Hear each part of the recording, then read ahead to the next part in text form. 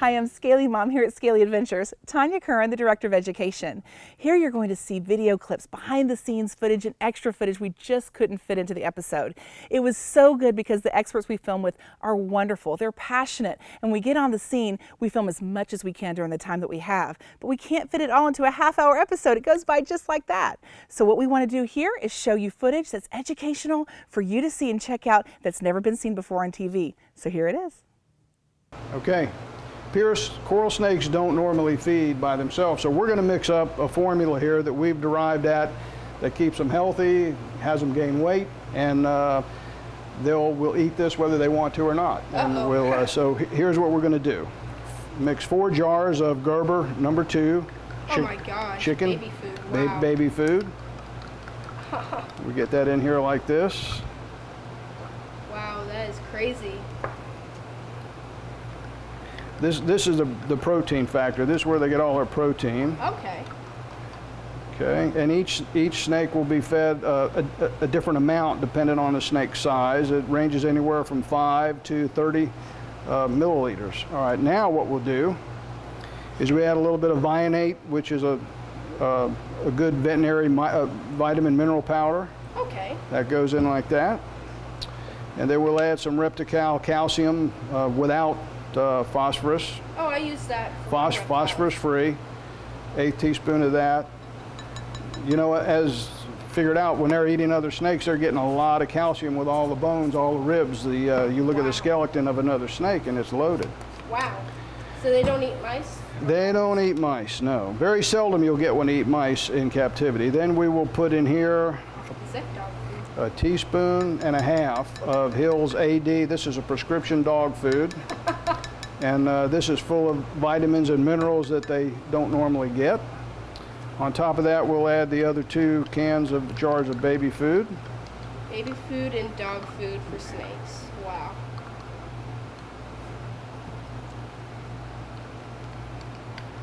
How often do you feed them? These guys get fed about every 12 days on the average. Sometimes it's 10, sometimes it's 14, but if they feed on this twice a month, it'll maintain their body weight, plus give them a little bit of room to gain a little bit of weight. So. Well, that's good. All right, now we mix this with a blender here.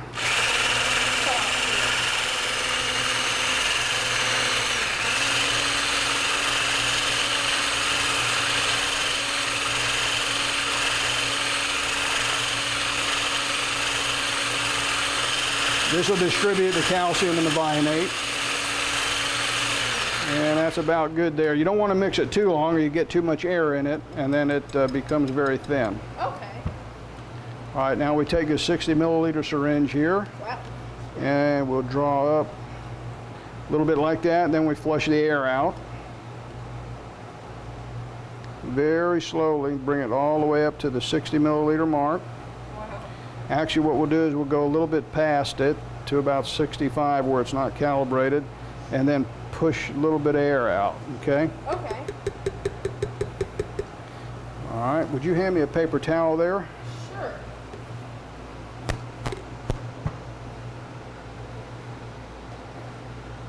That's good. All right.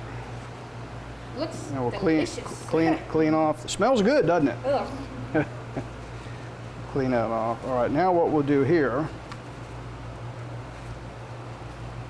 is this is a little blue tip that goes on there. This reduces the size of the opening in the syringe to make way for this feeding tube. See these little holes in the sides? Yes. That's where the food will come out.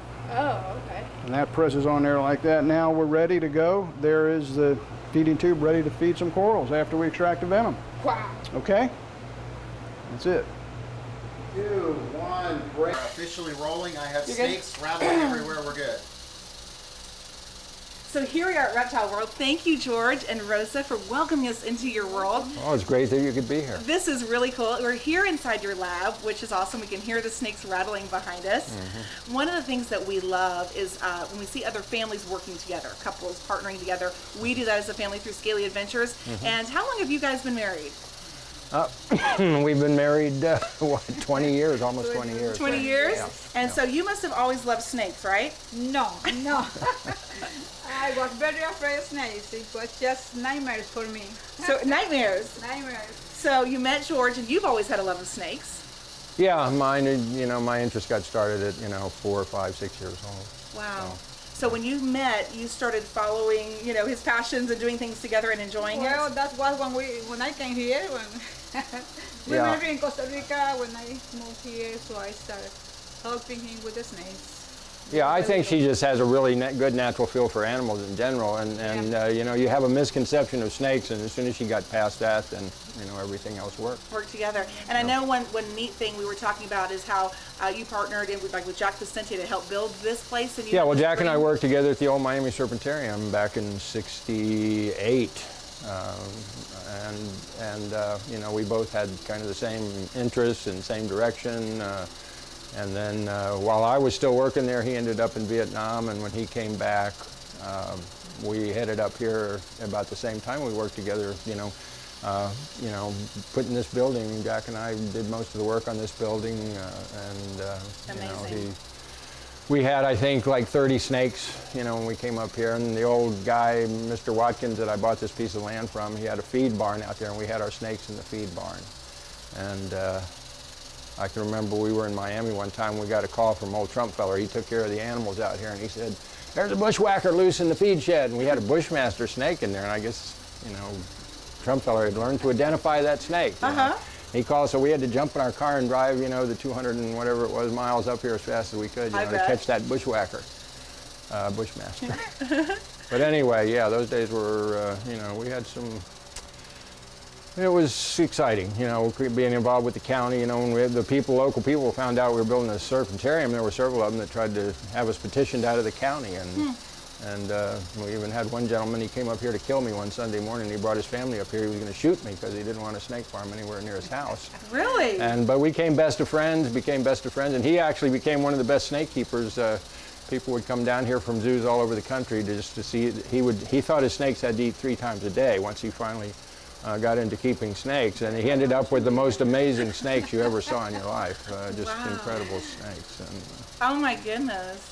And it all culminated one day when a cold front came through, and Mr. Dixon called me on the phone. He was in tears, and the heat had gone out on his boa constrictors, and he thought they were dead. And I went over to his house, and he had them laid out. They were just strung out. They looked dead. They were laid out in his yard, and he was leaning on his shovel crying, and he didn't know whether he should bury them or eat them to cure cancer. That's the kind of, Right.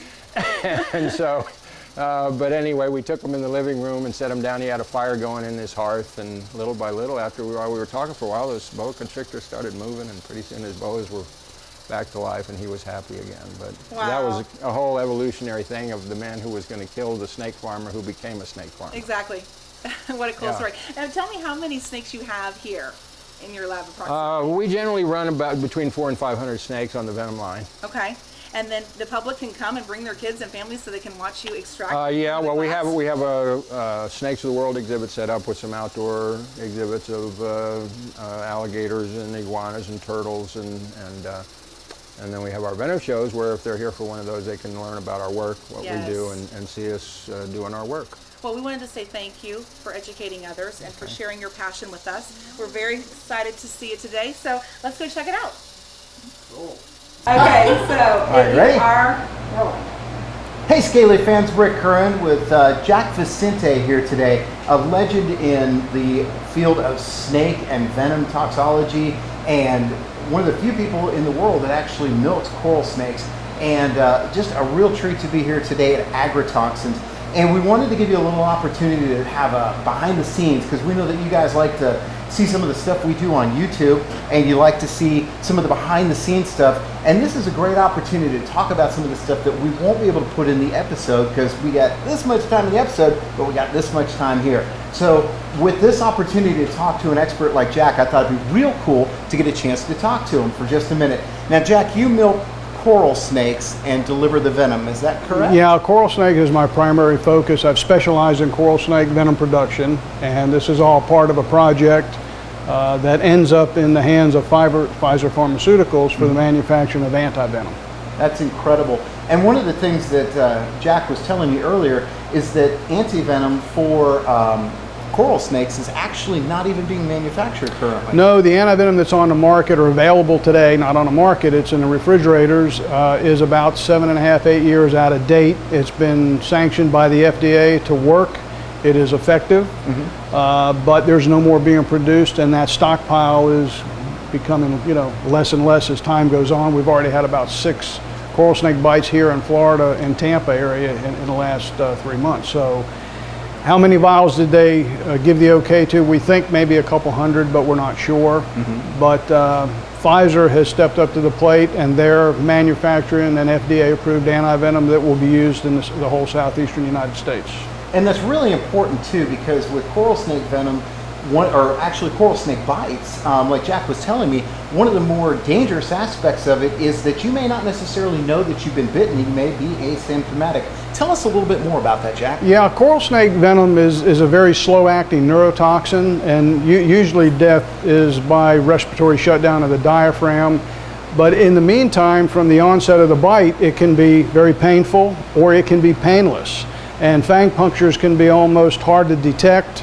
And what I like to caution parents is if your child comes in and he was playing with a multicolored snake, but the snake's not there, he says he was bitten, but you see no signs of envenomation, don't just think that he didn't get bitten, because the first onset of coral snake envenomation is not pain and not edema all the time. It could be painless, and you will see eyelids will droop, slurring of the speech, excessive salivation. These are all onsets of a neurological manifestation that if you're not looking for that, you could miss it. If you see those in a child, take the child to the ER right away. A coral snake bite with anti-venom is a very mild thing per se. If you wait too long and things start to shut down, it becomes a medical nightmare. So as you can tell, sometimes when a child will come and present with some type of problem and say, oh, I've been bitten or something like that, it's important to take a look at it, and as Jack said, look for those particular warning signs that are there, because if you're not, you could end up with a tragedy on your hands. Jack was telling me that in the 60s there was actually a young man that was bitten and reported to his parents that he had been bitten, and in fact the parents did not see a bite, and the child became asymptomatic and within 18 hours had actually passed away. So it's not something that you want to trifle around with.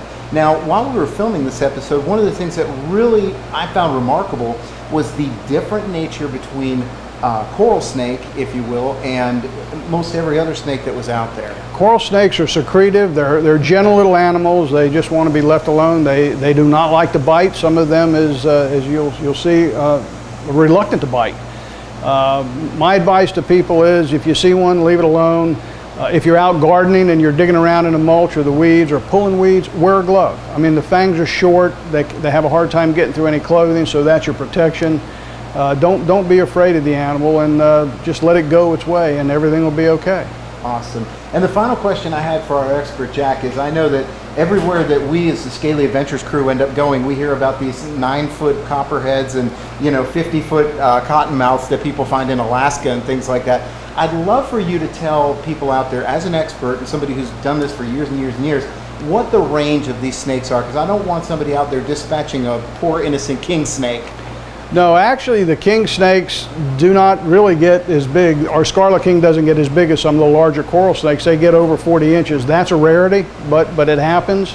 I've got 2 in the lab here. One's 41 and one's 41 and a half. The average coral snake's about 20 inches, 24 inches, about the size and diameter of a pencil. And, Jack, one of the things that, as a Scaly adventurer, that we always hear is about tales of people finding cottonmouths and things like that in Alaska, and they swear they've seen them. We know they're banded water snakes, but, you get the gist. Tell people where they can expect to find coral snakes versus where they can expect to find more commonly found king snakes. Okay, the eastern coral snake is found throughout Florida, down into the Keys. It goes up the eastern border up into southern Carolina, up into northern Carolina. It'll flow to the left all the way through Alabama, Mississippi, in the southern parts, right into a little bit in Louisiana and stop. And then there's a gap in Louisiana, and as you move into Texas, then you pick up the Texas coral snake that is found all throughout Texas. So it's more something, and you'll see this because I'll put it up on the screen here for the folks to see. It's more of a coastal type Yeah, snake. it's a coastal southeastern snake. There's less than 100 bites a year from coral snakes. There's 7,000 to 8,000 pit viper bites a year in the United States. So that's a comparison of, you know, the bite statistic. So you're much more likely to get bitten by a rattlesnake than you are a coral Absolutely, snake. Rick, yes. Just based on behavior and based on the geology, if you will. Of it. Right. That's awesome, or the geography. That was my bad. But anyway, hey, listen, stay tuned to Scaly Adventures because we love to talk to experts. And like we said, sometimes in episodes, there's so many great things that we learn that we don't get a chance to pass on to you guys. And YouTube and this channel here is an excellent opportunity for us to educate the public and pass along some of the great stuff that guys like you have learned over the years doing what you do. So Jack, thanks for opening Rick. Agritoxins to us Appreciate today it. and letting us be here. It's been a privilege to work with you today. My pleasure. Awesome. Thank We'll you. see you at scalyadventures.com.